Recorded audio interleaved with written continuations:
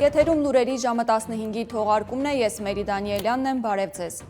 Վաղ առավոտից ոստիկանները զանգվածային խուզարկություններ են իրականացրել Արմավիրի մարզի շուրջ 20 հասցեներում, այդ թվում Մերձավանում։ Տեղեկությունը ներքին գործերի նախարարությունը հաստատել է, բայց պատճառը եւ հստակ բնակավայրերը դեռևս չեն նշվում։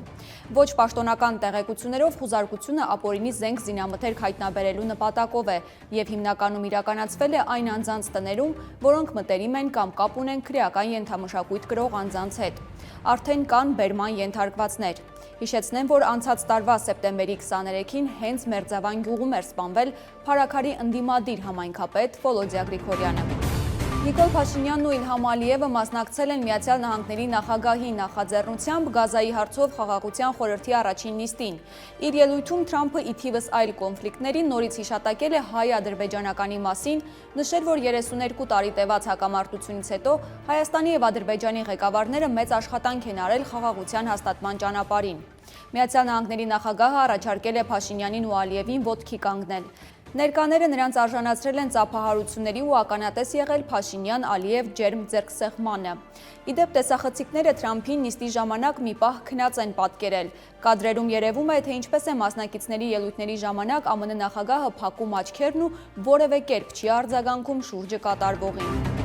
Ադրբեջանի նախագահ Իլհամ Ալիևի անվտանգության աշխատակիցները Վաշինգտոնում հարձակվել են նրա դեմ բողոքի ակցիա իրականացնող քաղաքացիների վրա ու ծեծի ենթարկել նրանց։ Սոցիալական ցանցերում տարածված կադրերում երևում է, որ անվտանգության աշխատակիցները ձեռքերով հարվածում են ակցիայի մասնակիցներին, նույնիսկ գետնին գցում։ Ըստ տեղեկությունների կան տուժածներ, գործն ուղարկվել է պետդեպ։ Հիշեցնեմ 9 տարի առաջ ցուցարարների հանդեպ համանման ագրեսիային դրսևորել Թուրքիայի նախագահ Թայիպ Էրդողանի անվտանգության ծառայողները։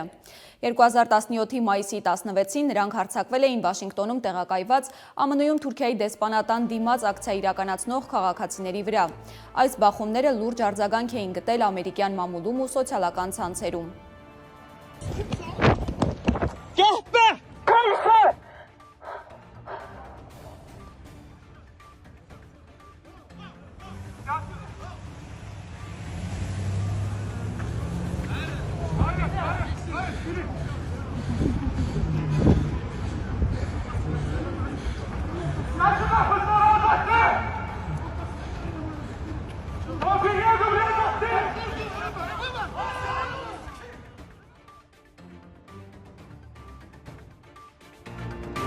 Երեսունութ տարի առաջ հենց այս օրը սկիզբ առավ Արցախյան շարժումը։ 1988-ի փետրվարի 20-ին Ստեփանակերտում ժողովրդական падգամավորների խորհրդի արտահերթ նիստը որոշում ընդունեց դիմել Երևանին եւ Բաքվին Լեռնային Ղարաբաղի ինքնավար մարզն ադրբեջանական ԽՍՀ կազմից դուրս բերելու եւ հայկական ԽՍՀ-ի կազմ վերադարձնելու պահանջով։ Որոշումից հետո նույն օրը Երևանում Արցախահայությանն աջակցող ցույց սկսվեց։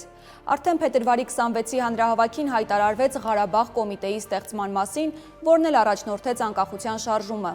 1988-ի մարտ-մայիս ամիսներին շարժման օրակարգում բացառապես Հայաստանին Ղարաբաղի վերամիավորման հարցն էր։ Սակայն արդեն մայիսից Ղարաբաղի խնդրից զատ դրվեցին նաև Հայաստանի ժողովրդավարացման եւ ինքնիշխանության պահանջները։ Շարժման 38-ամյակի առիթով Հայաստանի ու Արցախի քաղաքական գործիչներն այցելել են Եռաբլուր զինվորական պանթեոն։ Գիշերը ողբերգական ավտովթար է տեղի ունեցել Արարատի մարզում։ 20-ամյա երիտասարդը BMW մակնիշի ավտոմեքենայով Երևան-Երասխ ավտոճանապարհին դուրս է եկել երթևեկելի գոտուց, բախվել ծառերին, հողաթմբերին, ապա մոտ 25 մետր գլորվելով հայտնվել հողամասի տարածքում։ Ավտոմեքենան մի քանի մասի է բաժանվել։ Վթարի հետևանքով վարորդը տեղում մահացել է։ Նախնական տեղեկություններով տղան զինծառայող էր եւ մեքենա վարելու վկայական չուներ։ Ավստրիայում ավարտվել է եպիսկոպոսաց հավաքը, որից հետո մասնակիցները հանդես են եկել հայտարարությամբ։ Եպիսկոպոսաց դասը կոչ է արել Հայաստանի իշխանություններին մեջբերեմ դադարեցնել եկեղեցու հանդեպ հալածանքները, վերջ դնել շինծու մեղադրանքներով ու զրպարտություններով եկեղեցականների ու ազգընտիր ամենայն հայոց հայրապետի նկատմամբ բռնաճնշումներին։ Հավաքի մասնակիցները հորդորել են նաև կաթողիկոսի հրաժարականը պահանջող սրբազաններին ձեռնպահ մնալ հակականոնական գործողություններից։ Իդեպ Սանկտ Պոլտենում էր նաև Նիկոլ Փաշինյանին միացած ու Գարեգին II-ի հրաժարականը պահանջող Ամերիկայի արևմտյան թեմի առաջնորդ Հովնան arczepiskopos Տերտերյանը, որի անունը եւս կա եպիսկոպոսաց հավաքի հայտարարությունում։ Հայաստանի չեմպիոն Նոան կոնֆերենցիաների լիգայի անցումային փլեյօֆի առաջին խաղում հաղթեց նիդերլանդական Ազ Ալքմարին։ Խաղի նախօրեին Նոյայի գլխավոր մարզիչ Սանդրո Պերկովիչը խոստացել էր, որ հայկական թիմն ամեն ինչ կանի հայ երկրպագուներին ուրախացնելու համար։ Հանդիպման 53-րդ րոպեին մեր ֆուտբոլիստները շատ արագ գրոհ կազմակերպեցին, որը հուժկու հարվածով եզրափակեց Հովհաննես Համբարձումյանը։ Պատասխան խաղը Նոայի և Ազ Ալքմարի միջև կլինի փետրվարի 26-ին Նիդերլանդներում։ Այսքանը առավել թարմ տեղեկություններով մենք եթերում կլինենք ժամը 17-ին։